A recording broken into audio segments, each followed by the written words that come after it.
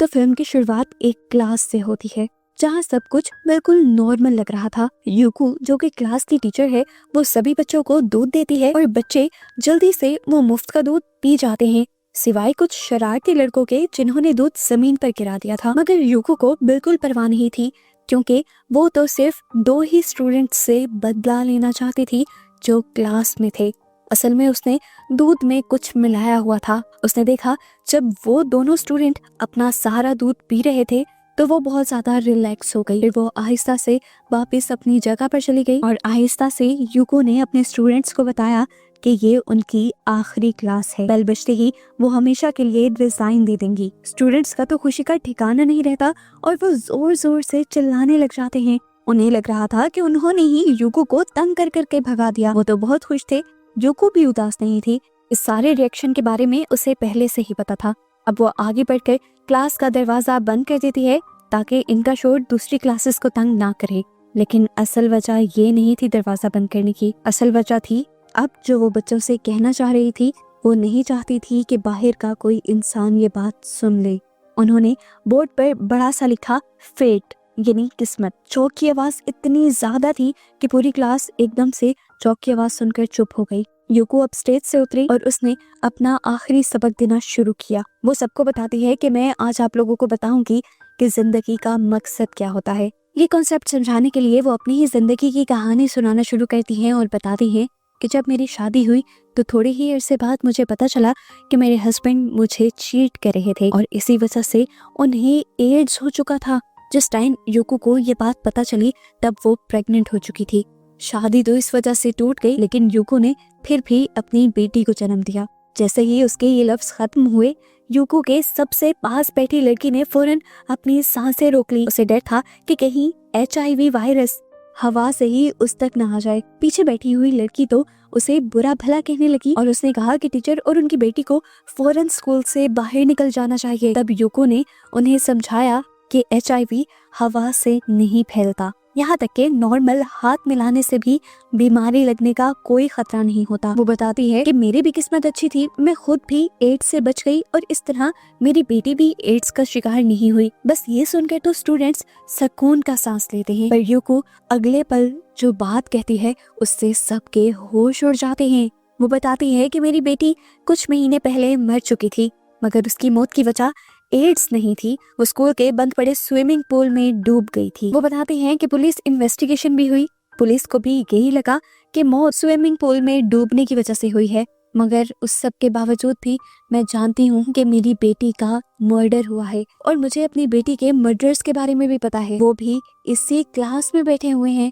उन दोनों ने मिलकर ये गुनाह किया है, मेरी बेटी को मारा है। पर मैं अभी आप लोगों को उनका नाम नहीं बताऊंगी। फिलहाल हम उन्हें स्टूडेंट A और B का नाम देते हैं ताकि स्टोरी तो कंप्लीट हो जाए। चलो अच्छा, फिर मैं बताती हूँ कि मेरी बेटी मरी कैसे थी। कुछ महीने पहले मैं अपनी बेटी के साथ शॉपिंग कर रही थी। मेरी बेटी मॉल में एक बनी वॉलरट को देखकर रुक गई। उसे वो बहुत ज्यादा पसंद आ गया था और वो जिद करने लगी कि मुझे ये खरीदना है। लेकिन क्योंकि मैंने अभी पिछले ही महीने बिल्स पे किए थे तो मेरे पास इतने पैसे नहीं थे। मैंने अपनी बेटी को समझाना शुरू किया कि मैं आपको ये नहीं लेकर दे सकती, हम नेक्स्ट मंथ लेंगे। अब इत्तेफाक से वो स्टूडेंट A उसे मॉल में अपनी मॉम के साथ आया हुआ था। उसने ये बात सुन ली। अगले दिन स्टूडेंट A ने बिल्कुल वैसा ही पर्स खरीदा और यूको की बेटी को जाकर दे दिया। स्टूडेंट B भी उसके साथ था। अब B ने मेरी बेटी से ये झूठ बोला कि ये वॉलेट उसके लिए मैंने खरीदा है।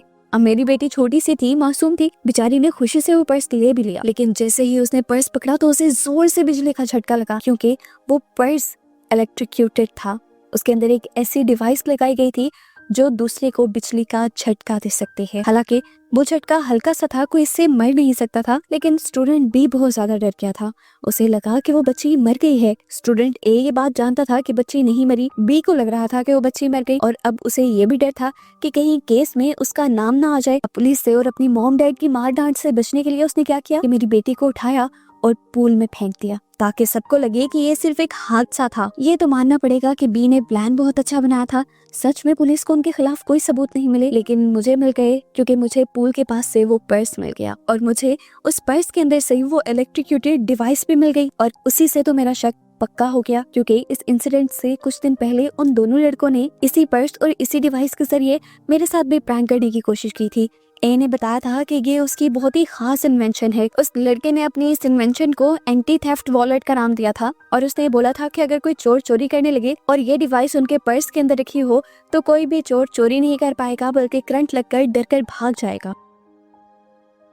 ए चाहता था कि उसकी ये इन्वेंशन साइंस एग्जीबिशन के लिए जाए, लेकिन मैंने उसे रोक दिया क्योंकि इसके अंदर करंट बहुत ज्यादा था। यानी वॉलेट के अंदर जो करंट का वोल्टेज था वो बहुत हाई था। अगर पर्स को पकड़ने वाले इंसान के हाथ गीले हों तो ये करंट और भी खतरनाक असर छोड़ सकता है। और सेफ्टी के लिए ही मैंने एक ही एप्लीकेशन रिजेक्ट कर दी, लेकिन मुझे ये नहीं पता था कि वो लड़का इतना ढीठ है कि मेरी एप्लीकेशन रिजेक्ट करने के बाद वो प्रिंसिपल के पास जाकर एप्लीकेशन साइन करवा लेगा। अब स्टूडेंट ए की किस्मत तो चेक करो, ना ही प्रिंसिपल ने ध्यान दिया और ना ही कंपटीशन में आए दूसरे लोगों और जजेस ने ध्यान दिया कि इस एक्सपेरिमेंट के नुकसानात बहुत हैं और सेफ्टी इसमें बिल्कुल भी नहीं है। और फिर स्टूडेंट ए कंपटीशन जीत भी गया। स्टूडेंट ए ने बेस्ट आइडिया अवार्ड भी जीत लिया। ए ने सोचा था कि उसकी इस इन्वेंशन की वजह से वो पूरी दुनिया में मशहूर हो जाएगा, मगर उसकी खबर सिर्फ पेपर के एक छोटे से कोने में छपी। उसने जब अखबार की हेडलाइंस पढ़ी तो वहाँ पर एक 13 साल की लड़की के बारे में खबर थी जिसने अपने पूरी फैमिली को मार दिया था। बेसिकली स्टूडेंट ए मशहूर होना चाहता था और इस खबर ने उसके दिमाग को पागल कर दिया। उसने देखा कि जितने भी वो साइंस में मदद कर ले उसे इतनी तरक्की नहीं मिल रही जितनी क्राइम करने वालों को तरक्की मिल रही है। दिमाग में पता नहीं वो क्या खिचड़ी बनाने लगा। पहले तो उसका कोई दोस्त नहीं था, फिर उसने स्टूडेंट बी को अपना दोस्त बना लिया। स्टूडेंट बी क्लास का सबसे अजीब लड़का था, ना पढ़ाई में आगे था, ना लोगों से बातचीत करता था और सबसे बड़ी बात कि डरपोक भी था। और उस पर भी बड़ी बात ये कि मैंने स्टूडेंट बी को एक दिन वीडियो गेम्स शॉप पर गेम्स खेलते हुए पकड़ लिया था। गेम्स वो खेल रहा था स्कूल बंक करके, इसीलिए मैंने उससे स्विमिंग पूल के आसपास की सफाई करवाई थी। उस दिन के बाद से आज तक स्टूडेंट बी मुझसे नफरत करता था। जब स्टूडेंट ए और बी कुछ वक्त साथ रहते हैं तो दोनों को पता चलता है कि दोनों ही मुझसे यानी टीचर यूको से नफरत करते हैं और दोनों ही अपना गुस्सा निकालने के लिए मेरी बेटी को शिकार बना लेते हैं। स्टूडेंट ए ने उस दिन जानबूझकर उस पर्स का वोल्टेज बढ़ाया था ताकि मेरी बेटी को जोर से झटका लगे। पूरी कहानी का पॉइंट ये है कि इसी क्लास में 2 स्टूडेंट्स हैं, ए और बी, जिन्होंने मेरी बेटी को मारा है और मैं उनसे बदला लेना चाहती हूँ। मैं ये सारे काम लीगली करना चाहती थी, इसीलिए मैंने केस को रीओपन करवाया। लेकिन तभी मुझे एक बात पता चली कि जापान के लॉज के मुताबिक अगर मैं केस जीत भी जाऊँ तो बच्चों को सजा नहीं होगी, क्योंकि बच्चों की उम्र 14 साल से कम है। उनकी तरबियत करने के लिए उन्हें एक रिफॉर्म स्कूल में तो भेज दिया जाएगा, लेकिन वहाँ से भी ये लोग जल्दी छूट जाएंगे। यूको उन दोनों स्टूडेंट्स के नेचर को अच्छी तरह जानती थी, इसीलिए उसे नहीं लगता था कि इन दोनों के लिए इतनी छोटी सी सजा काफी होनी चाहिए। यूको सबसे कहती है, देखो बच्चों, मैं तो हूँ एक टीचर, किताबें पढ़ाने के अलावा भी मेरी एक ड्यूटी है कि तुम्हें मैं अच्छा इंसान बनाऊं। तो इसी तरह इन्हें भी अच्छा इंसान बनाने का और सबक सिखाने का फिर बेड़ा मैंने खुद ही उठा लिया। इसीलिए मैंने कुछ नया प्लान किया। अपने हस्बैंड का HIV वाला ब्लड लेकर उन दोनों बच्चों के दूध में डाल दिया और मैंने देखा है कि उन दोनों बच्चों ने दूध का आखिरी कतरा तक पिया है। अब जल्द ही ये दोनों HIV का शिकार हो जाएंगे और इन्हें एड्स हो जाएगा। पूरी क्लास समझ गई थी कि मिस यूको किसकी बात कर रही थी। क्लास में इन्वेंशन करने वाला एक ही बच्चा था और उसका दोस्त भी सबको पता था। मैडम यूको अभी भी उनका नाम नहीं लेती और कहती हैं कि वो दोनों बच्चे याद से 3 महीने बाद अपना ब्लड टेस्ट करवा लेना। HIV वायरस को मैच्योर होने के लिए 2 से 12 महीने लगते हैं। तब तक उनके पास अपनी बुरी हरकतों को सोचने के लिए और उन बुरे कामों पर माफी मांगने के लिए बहुत वक्त होगा। यूको ये बात कहती ही है कि बेल बज जाती है और यूको की आखिरी क्लास खत्म हो जाती है। क्लास खत्म हो गई थी, लेकिन यूको के बदले की तो शुरुआत अब हुई थी। नया सेमेस्टर भी कुछ ही दिन बाद शुरू हो जाता है। क्लास में एक नया टीचर आ जाते हैं। ये टीचर बहुत ही ज्यादा यंग था और यूको से उलट वो जल्द ही बच्चों के साथ घुल मिल जाता है। टीचर नोटिस करता है कि स्कूल में सभी बच्चे रेगुलर आ रहे थे, सबका बिहेवियर भी नॉर्मल था, लेकिन एक बच्चा कॉन्टिन्यूस छुट्टियों पर था। बच्चे बताते हैं कि उसका नाम नाओकी है और वो बहुत ज्यादा स्ट्रेस में है, इसी वजह से वो स्कूल नहीं आता। टीचर को ये चीज काफी अजीब लगती है और वो बच्चों को समझाते हैं कि हमें अपने साथियों का हर तरह से ध्यान रखना चाहिए। इसीलिए वो सब बच्चों से प्रेयर के नोट लिखवाते हैं और नाओकी के घर चले जाते हैं। इन्होंने ये काम एक मर्तबा नहीं किया था। टीचर और क्लास के मॉनिटर अब हर हफ्ते नाओकी के घर जाने लगे थे ताकि उसके अंदर भी हौसला आए और वो स्कूल वापस आने लग जाए। हर मर्तबा वो नाओकी से मिलने की कोशिश करते थे, पर नाओकी की मॉम कुछ न कुछ कहकर उन्हें टाल देती थी। ना ही वो नाओकी को इनसे मिलने देती थी और ना ही खुद कुछ बताती थी कि उसके साथ क्या हुआ है। हम देखते हैं कि यूको की आखिरी क्लास के बाद वो बिल्कुल बदल चुका था। हमेशा वो अपने आप को कमरे में बंद करके रखता था। जिस जिस चीज को वो छूता था उस चीज को वो 100 बार धोता था, लेकिन उस सब के बावजूद भी वो नहाता नहीं था। नाओकी को इस हाल में देखकर उसकी मॉम बहुत ज्यादा परेशान रहने लगी थी। उनसे अपना ये गंदा बेटा नहीं देखा जा रहा था, इसलिए एक दिन वो नाओकी को नींद की गोलियां दे देती हैं और उसके सोते ही वो उसके बाल काटती हैं, नाखून काटती हैं और उसे अच्छी तरह नहलाकर साफ सुथरे कपड़े पहना देती हैं। जैसे ही नाओकी नींद से उठता है तो जोर जोर से चिल्लाने लग जाता है। उसकी जिस्म की बदबू गायब हो चुकी थी, उसके बाल ठीक से कटे हुए थे, उसका कमरा बहुत ज्यादा साफ था। वो अब पागल होने लगा था। वो जोर जोर से चिल्लाता है, अपने कमरे की चीजें तोड़ देता है और नाओकी की मॉम को समझ नहीं आता कि वो ऐसा क्यों कर रहा है। अब नाओकी की मॉम को लगने लगा था कि जब जब उसके स्कूल से कोई भी टीचर या बच्चा घर आता है तब तब नाओकी के गुस्से के अटैक्स और भी ज्यादा बढ़ जाते हैं। इसीलिए वो टीचर और हर स्टूडेंट को अपने घर आने से मना कर देती है। लेकिन इस सब के बावजूद भी नाओकी की मॉम को जानना था कि आखिर वो इन नोट्स से इतना डरता क्यों है। वो सारे नोट्स को अपने सामने रखती हैं और ये देखकर हैरान हो जाती हैं कि सभी नोट्स के पहले पहले वर्ड्स को मिलाने पर ये बनता था द मर्डरर डाई, कि कातिल मर जाए। ये सब क्या था? नाओकी की मॉम को जब कुछ भी समझ नहीं आता तो वो भागकर अपने बेटे के पास जाती है सच्चाई जानने के लिए। नाओकी इस मर्तबा अपनी मॉम से कुछ नहीं छुपाता और यूको की बेटी के मर्डर का सारा वाकया उसे बता देता है। वो ये भी कन्फेस करता है कि जैसे ही मैंने यूको की बेटी को उठाया था पूल में फेंकने के लिए तभी उसे होश आ गया था। मुझे भी ये बात पता चल गई थी कि वो जिंदा है, पर मुझे डर था कि वो लड़की मेरे बारे में सबको बता देगी, इसीलिए मैंने उसे पूल में फेंक दिया और उस लड़की का मर्डर मैंने ही किया है। मुझे लगता था कि अगर मैं ऐसा नहीं करूंगा तो मेरा एक दोस्त भी मुझे डरपोक समझेगा। मैं सिर्फ अपने आप को कूल दिखाना चाहता था और इसीलिए मैंने सब किया। उसकी मॉम सच्चाई सुनकर इस तरह हो गई थी जैसे आसमान उनके सर पर टूट गया हो। वो डरकर जमीन पर ही गिर जाती हैं। उन्हें इस बात का यकीन नहीं आ रहा था कि उनका बेटा जो अभी तक 12 साल का नहीं हुआ था वो एक मर्डरर था, एक किलर था, खूनी था। नाओकी उसे अपनी सिचुएशन समझाने की कोशिश भी करता है पर मॉम उसे छोड़कर चली जाती हैं। कुछ दिन तो ऐसे ही स्ट्रेस में गुजरते हैं, जिसके बाद वो फैसला कर लेती हैं कि वो अपने साथ साथ अपने इस बेटे को भी मार देंगी जो इस सोसाइटी में बुराई फैला रहा है। वो अपने हस्बैंड के लिए एक नोट लिखती हैं, जिसके बाद वो चाकू लिए अपने बेटे के कमरे में चले जाते हैं। रूटीन के मुताबिक अपने बेटे को गले लगाकर वो प्यार भरी बातें करते हैं और फिर चुपके से उसके चेस्ट के अंदर अपना चाकू स्टैब कर देती हैं। लेकिन ये चाकू पूरी तरह उसके चेस्ट के अंदर नहीं गया था। नाओकी को ये देखकर गुस्सा आ गया कि उसे की मॉम उसे मारना चाहती थी। गुस्से से वो पागल होने लगा और उसने वही चाकू अपनी बॉडी से निकालकर अपनी माँ के ऊपर ही हमला कर दिया, यहाँ तक कि उसकी मॉम मर गई। इस गुस्से वाले अटैक के बाद जैसे ही नाओकी को होश आया तो ये देखकर वो और भी ज्यादा अपसेट हो गया कि उसने अब अपनी मॉम का ही मर्डर कर दिया था। वो एक नहीं बल्कि दो लोगों को मारने के गिल्ट में आ चुका था। दूसरी तरफ वेटनाबे जिसने एंटी थेफ्ट वॉलेट बनाया था वो भी मुश्किल में था क्योंकि वेटनाबे पर HIV होने का शक था। क्लास वाले हमेशा उसे तंग करते रहते थे, लेकिन इस सब के बावजूद वेटनाबे उनसे कोई बदतमीजी नहीं करता था। एक दिन जब वो इन सारी चीजों से तंग आ गया तो गुस्से में आकर उसने अपनी एक फिंगर काटी और उसमें से निकलने वाले ब्लड को दिखाकर वो दूसरे बच्चों को डराने लगा कि अगर तुमने अब मुझे तंग किया तो मैं ये ब्लड तुम्हें लगा दूंगा और तुम्हें भी HIV से इन्फेक्टेड कर दूंगा। ये देखते हुए मॉनिटर भी वेटनाबे का साथ देती है तो बच्चे मॉनिटर को भी बुली करने लग जाते हैं और जबरदस्ती वेटनाबे के साथ उसकी किस करवाते हैं ताकि वो इन्फेक्टेड हो जाए। आज तो मॉनिटर भी परेशान हो गई थी, लेकिन जब वो घर जाने लगी तो रास्ते में उसे वेटनाबे ने रोक लिया। वो उसे अपनी HIV रिपोर्ट दिखाता है जो कि नेगेटिव थी। वो बताता है कि मुझे एड्स नहीं हुआ था, इसलिए तुम भी बेफिक्र रहो, तुम्हें भी कुछ नहीं होगा। इन दोनों के दरमियान में यहाँ पर बातें होने लग जाती हैं और मॉनिटर वेटनाबे से पूछ ही लेती है कि आखिर तुमने वो सब क्यों किया था।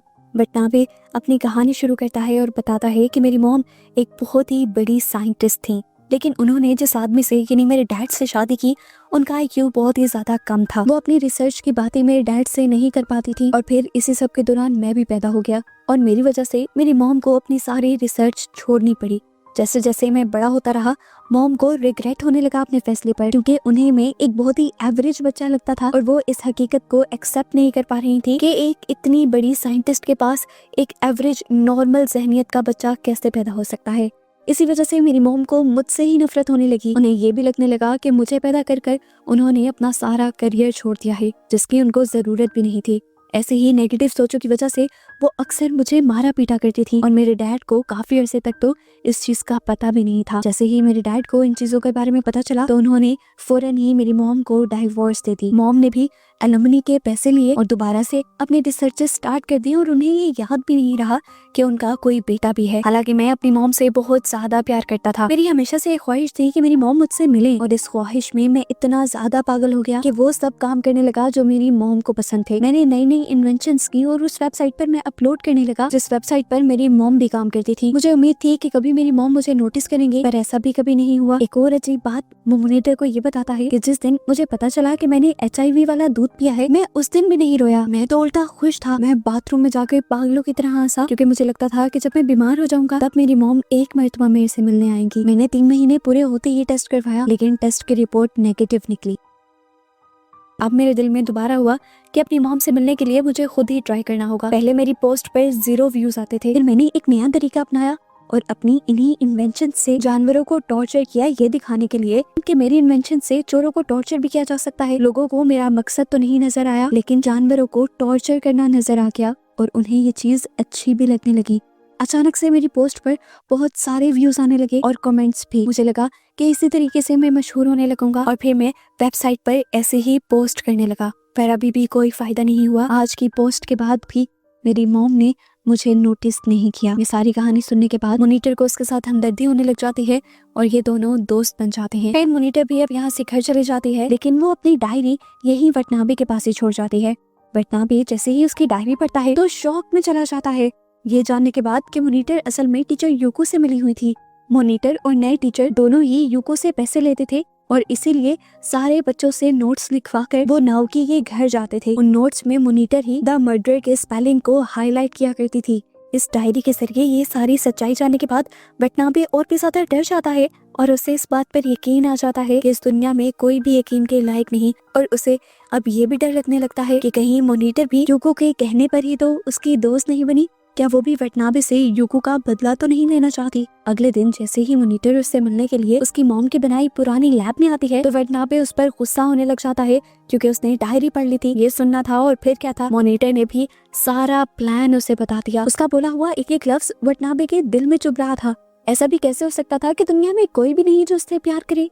उसे अब मॉनिटर पर इतना ज्यादा गुस्सा आ जाता है कि वो एक बड़ी सी नाइफ उठाता है और बेदर्दी से अपनी मॉनिटर को मार देता है और फिर इसी नाइफ को बार बार इस्तेमाल करता है उसके जिस्म के टुकड़े टुकड़े करने के लिए।